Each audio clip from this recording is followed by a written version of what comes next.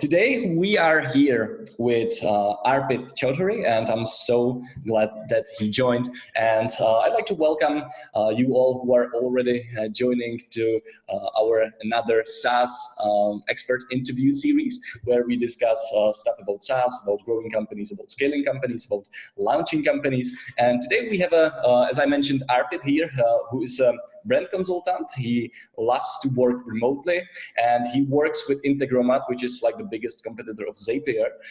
Actually, it's a Zapier. It's not Zapier. He pretty much knows what he's talking about, and he helps companies to have better conversations and improve brand perceptions. And we're gonna discuss a lot of amazing stuff here. So, Arpit, what's cooking? How are you today? I'm good, thank you. I'm really excited to be here. Thanks for having me, and looking forward to this chat.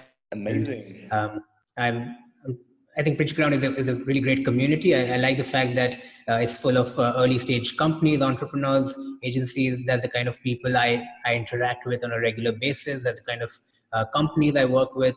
Although Integromat is now a very big company and has grown really, really fast, but my focus has always been working with early stage companies, and that's where my forte lies, and I'm excited to be here, and I'm looking forward to the chat. All right, Arpit, so you live in India, Calcutta, as you mentioned, before we went live. But how did you got into this industry? How did you start it with actually like being brand consultant for SaaS businesses? Okay, great question. So basically, I've always been interested in software, and I started working with my brother. Like, he runs a software company, and I started working with him when I was in college, and that's how I got really interested in software. But primarily, we were working on enterprise software and dealing with enterprise companies in India, selling them custom software solutions. That's where my interest in software began. And then I worked with a couple of startups. I also ran my own startup where we ran a network of co-working spaces, which we still do. But I was always interested in SaaS, and I used to work as a consultant even in the earlier days, but it was mostly part-time because I was doing a bunch of other things. But the last couple of years, I was more focused on working with bigger SaaS companies and like growth stage SaaS companies, and that's how I was actually a user of Integromat.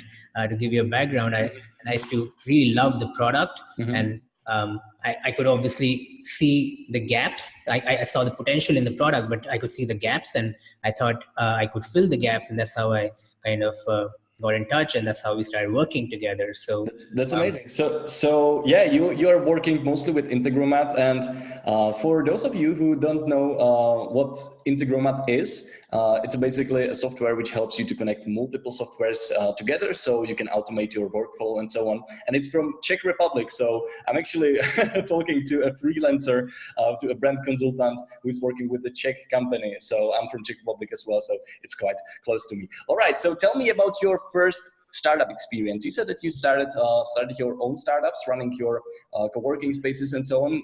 How did it went? Is it still working, or you stopped? Yeah. So we're still running it. We started with a concept of offering shared work and study spaces. So not just co-working spaces, but also like study spaces which were for students and tutors and people who want to conduct workshops and classes. And we have 3 locations right now, and we're gradually expanding. It's been like 2 years, and of course, like in the earlier days, it was slow because our model was a bit different. We were trying to offer a lot of flexibility, so people could book our spaces even for an hour, and pay for the time that they spend at our spaces. So and we built a booking engine. So that's also something that really got me into SaaS, because we built this booking engine which was almost like a SaaS product, just for our own purpose, like just for our own company, to kind of let people book our spaces online, check the inventory in real time, and then So That's it's going amazing. well. So, Yeah. so, so you started your co-working business, and Yeah. as a like side product, you got into SaaS. Yeah, exactly. So that's how it happened. Okay. And then once this business kind of became more streamlined, wherein I didn't have, so I have a partner who takes care of the operations. So my work is like really streamlined. I don't have to spend much time on it, and Mm-hmm. I've always been interested in software and SaaS, and that's how I kind of consulting and Integromat is like I spend about 50% of my time working with Integromat, and Mm-hmm. the other 50% working with a couple of other companies. All I actually right. work with another Czech company called Amio. So they're a pretty cool startup working in the conversational marketing space. All Basically, right. yeah, Um, they offer an API to build omni-channel messaging experiences. So That's yeah. perfect. All right. Before we will continue for people who are watching, who are joining. We are here today with Arpit, and Arpit is a brand consultant for quite a big SaaS companies, and he will be sharing quite soon what are the biggest mistakes SaaS companies make while growing and scaling their business. So, Arpit, tell me more about. You mentioned that you saw some gaps when you started working with Integromat. Not when you Mhm. started working with Integromat, but when you started using Integromat in the first place. So you saw some gaps and you decided that you will fill them, or how did you get into it basically?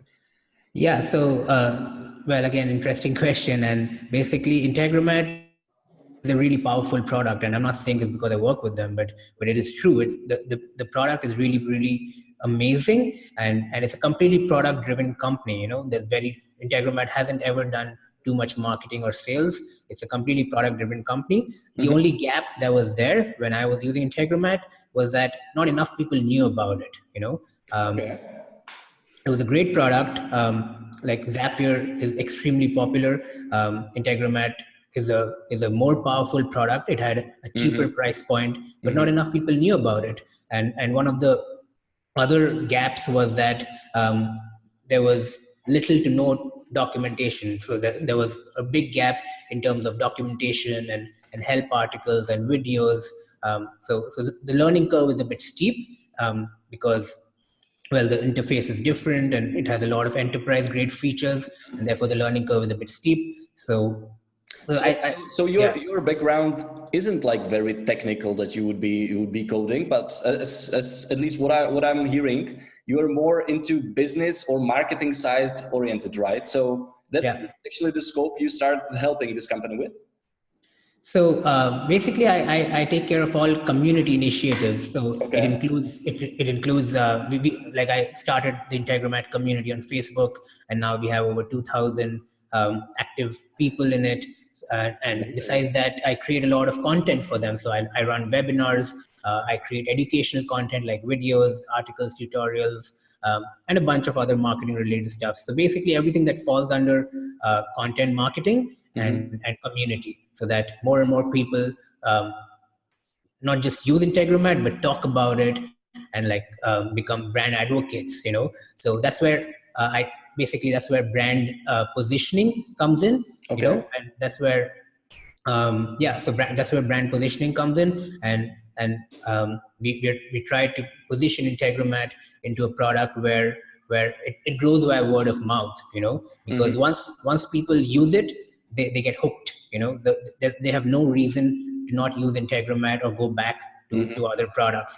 Because price point, features, Yeah. everything, right? So So, yeah. so all right. The first gap you saw is that not many people are using it.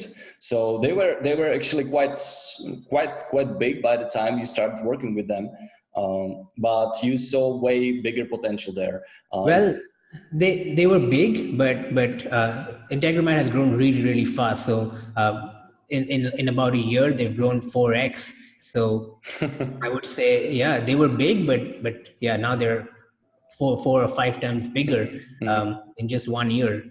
So yeah.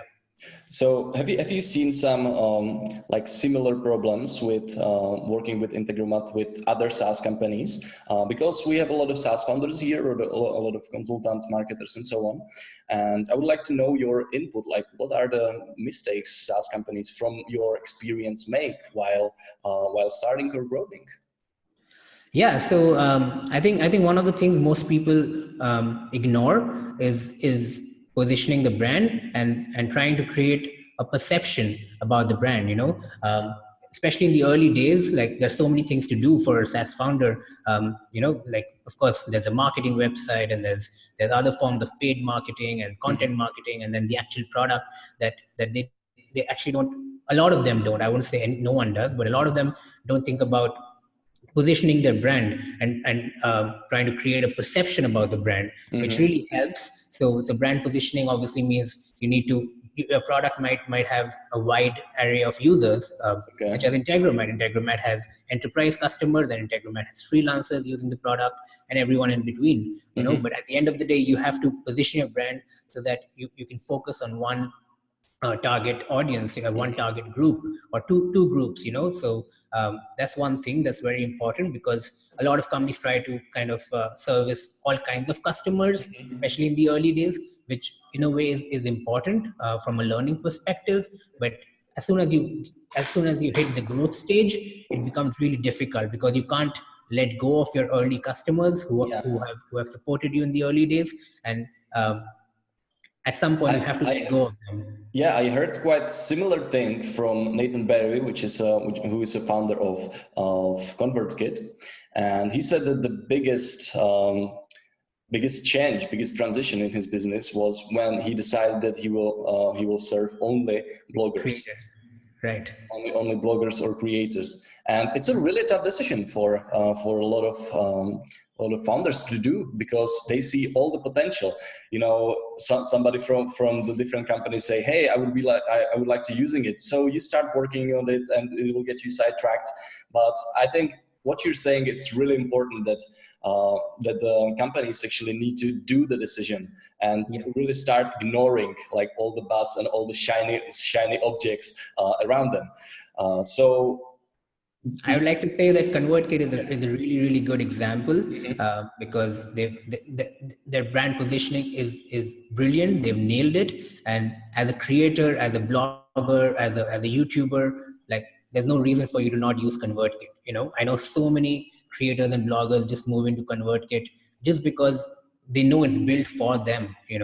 So So you were at the transition with the Integromat. So you were actually there when they decided, okay, let's position ourselves quite differently. Yes and no. So basically, Integromat's biggest challenge was to kind of let more people know about their existence. So at that point of time, so Integromat, just to give you a quick brief about Integromat, the company behind Integromat has been doing enterprise grade integrations, and they basically run a systems integrated company, and they've been doing it for over a decade. So using that experience, they created Integromat into a SaaS product just 4 years back, and that's why they have a ton of experience.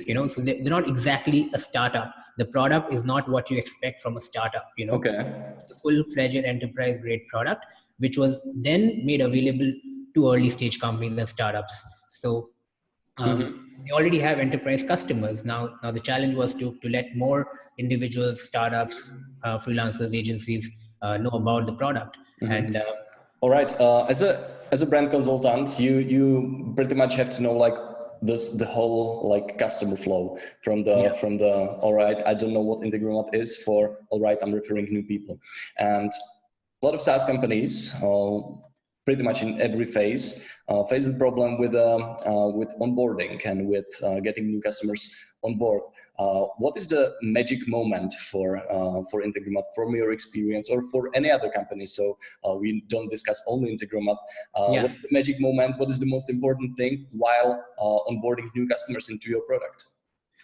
Okay, so from my own experience, like it's been customer education. So if you can educate the customer about your product during the onboarding, that helps the most, and a lot of companies focus on features, but that's not the point.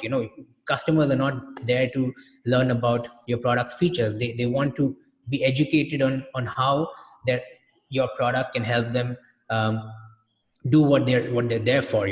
So in case of Integromat, people come to Integromat to build integrations or to connect apps. One of the very common use cases was coming from chatbot builders, people who build chatbots, and essentially people who build chatbots using no-code tools such as Chatfuel, ManyChat, etc. And a lot of them were coming to Integromat, and basically they have a lot of questions. There's so many things that they're trying to do, and just providing education, showing them how to kind of get from point A to point B is what really helps. So yeah, that's interesting, because when I see all the tutorials when I register to a new SaaS product, most of the time they just talk about, hey, this icon do this, and they actually inspire you. They don't educate you in a use cases of these specific like icons and what it can do. So I think it's a really good point. And I would like to add that you of course know Slack, and Slack they analyzed that you need to send 2,000 messages. It really doesn't matter in which time frame, but you need to send 2,000 messages to become hooked. And once you send 2,000 messages within your team, you are a customer of Slack. So they analyzed this exactly based on like a lot of data they have. So right now their marketing and onboarding team, product team, they have a clear goal. So let's make people to send 2,000 messages, which is pretty crazy, but it's all data driven. Right. Yeah. A lot of companies today are focusing on customer education, and like product-led growth is something a lot of companies are doing, and onboarding is the most essential aspect of product-led growth, where you basically grow using your product rather than external marketing, and all right, so we actually analyzed now two things, where two mistakes companies make while growing or launching their products. First was wrong positioning, that they are trying to serve everyone, and in the end they serve no one because their messaging and so on is not clear enough, and it doesn't resonate with pretty much no one, right? So so the positioning, it's important to niche yourself down, and the second thing is onboarding, that a lot of companies, again, don't educate customers enough. Do you think, do you have on your mind some, I don't know, third mistake companies make while growing? Well, I mean, I can't say something that is too general, but again, I've seen a few companies wherein companies don't a lot of companies don't think about creating a perception about the brand. So like I was saying, brand positioning is one thing, but perception is another thing, where you'd create a perception where every customer of yours becomes a brand advocate, and you do that just like customer service is obviously at the core of it. Your customer service has to be great, everyone knows that, but besides that, you like sorry. Yeah. So besides that, sorry, I'm forgetting what I was saying. That you need to create brand advocates. Yeah, I mean, like it's really important to inspire the people to, because it's in the end, it's the most cheapest lead acquisition channel you can get, right? Because people are talking about it. So perception. So you need to like nail your perception. You need to make sure everyone who's using your product in the early days, especially, becomes an advocate, and they have a really high. They have a good perception about your brand. So even if they don't end up using your product, like I might not be a user of Integromat going forward. I might not need it for my own purpose, but I will tell everyone about it. Same with ConvertKit. I don't use ConvertKit. I've never actually used it. But if anyone asks me about, marketing automation, email automation tools, I tell them about ConvertKit. Yeah, that's amazing, and that's a similar story. For example, with ClickFunnels, I heard Russell Brunson saying that they have literally the customers who are paying the monthly subscription without using the product, only because the vision and the mission and everything resonates with them so much. And I think you need 100 like really loyal customers on the start, then like 10,000 that are like sort of good product. So like to build the dream 100. Absolutely, that's a very good point. Dream 100.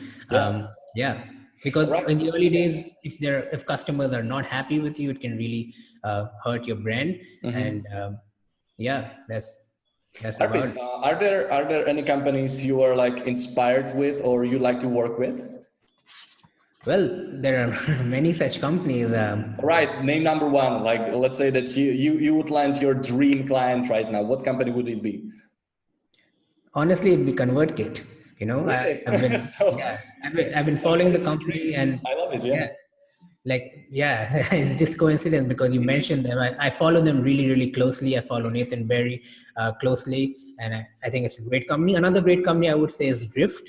I wouldn't say it's my dream company, but it's another company which has absolutely nailed their brand positioning, and it's completely brand driven. You know, Drift's product has intense competition. There are all kinds of competitors, big and small, but people still use Drift because of their positioning and the kind of perception people have about the brand.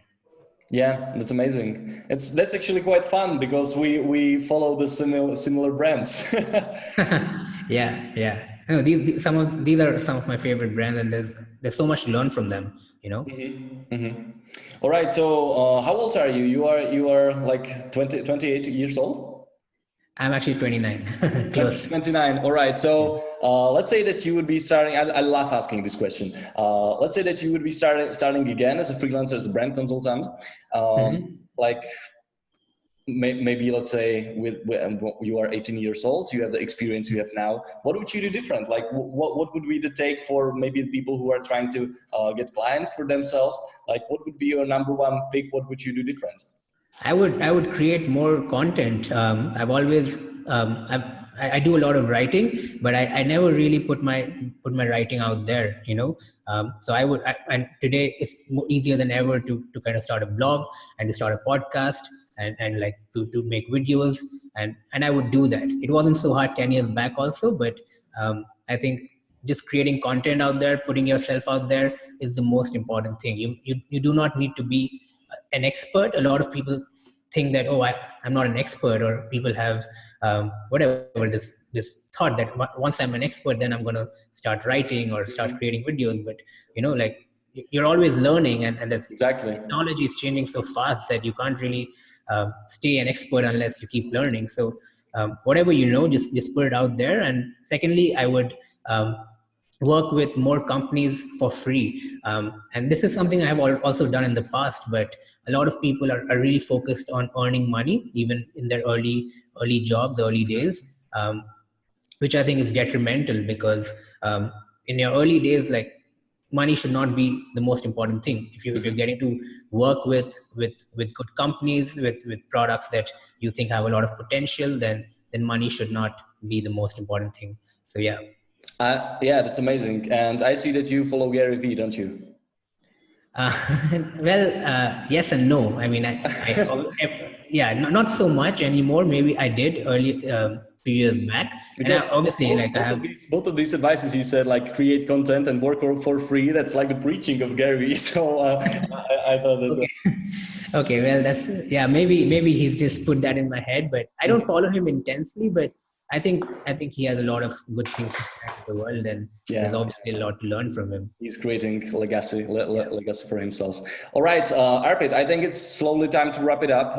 But before we do, for people who are watching replay or watching right now, we analyzed 3 problems SaaS companies make while growing, while launching, while scaling, and these problems are: first, they don't position themselves enough. So Arpit, if you could say maybe in 2 sentences, what does it mean?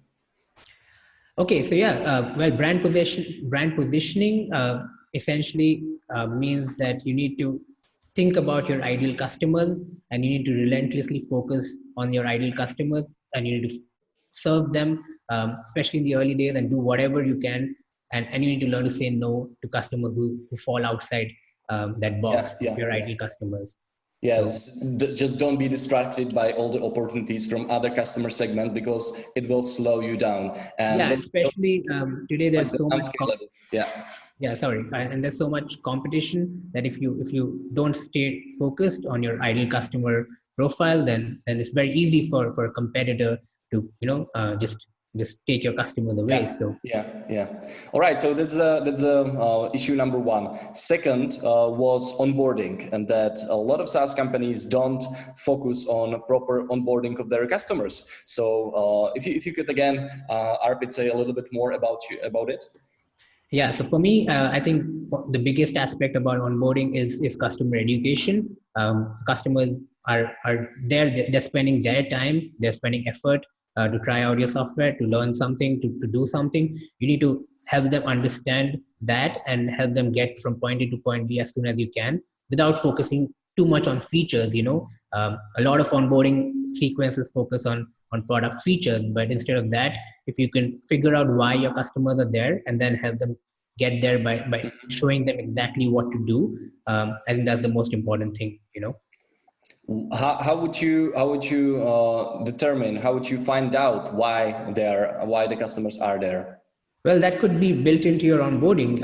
There are I'm Not forgetting the not name. why, sorry, how would you find out Yeah, what they need? well, you could actually there are some really good examples, and we can put them on the post later. But basically, you can customize your onboarding based on the customer's requirements. So you can build a small survey and try to figure out what they are looking for, or what kind of profile they fit into, and create customized onboarding flows as But the per. bottom line is that you need to talk to your customers to find out what they want. Sure, yeah, Yeah. and then you can obviously bake that into the product itself by creating mini surveys and stuff like that. Amazing. All right. And the third thing is to create brand advocates. Yeah, So that's another problem companies make while growing or scaling, that they don't focus much on creating and finding the advocates. dream customers that will just drive more leads and so on. Is there anything you'd like to add? Well, you said it all, but yeah, brand advocates, I think they're like influencers who you're not having to pay. So, and they're like Chatfuel is another really good example. ManyChat is a really good example. Yeah. These are companies that have grown really fast in a really short duration of time, primarily because advocates, people who love their products, have been there, and like they've kind of helped them build the communities and help each other so much, without getting anything in return, because they are brand advocates, because the product is so good, and the brand itself, the brands themselves were able to kind of turn these people into advocates by providing them a great experience, by being available. Like in the early days, you cannot act pricey. You need to be available to your customers. You need to talk to them. You need to help them. You need to keep your ego aside. Yeah. That's a really good point you said. Keep your ego aside. I love it. Thank you. All right. Three things: positioning, onboarding, and creating brand advocates. The top three problems SaaS companies make while scaling by Arpit. All right. So it's time to continue to your 90-second pitch, where you can introduce yourself and what you do to our community, and maybe you will get some new client or some new friend, or you just connect with like-minded people. So I'm just turn on my stopwatch, and I'm ready whenever you are. All right. Go. All right. Okay. So basically, I work as a consultant. I work primarily with SaaS companies, and my core expertise lies in helping companies figure out brand positioning, and I can help companies grow through content and conversations.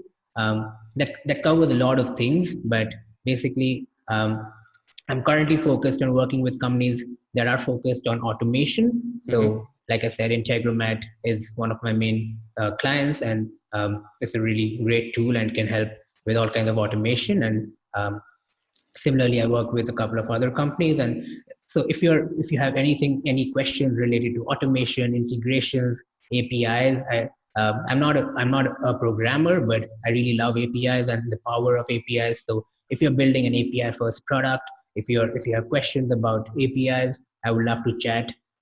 If you have questions about the things we've discussed here, I would love to chat. And yeah, and I really like trying new products. So if you're building something cool and if you want some feedback, I'm always happy to provide feedback, obviously for free. So just hit me up on Twitter or Facebook Messenger, and I'll be happy to help. Amazing. Amazing. Thank you very much. And I like you, the three things you said. No, I mean, I like everything you said, but the three things stick into my mind.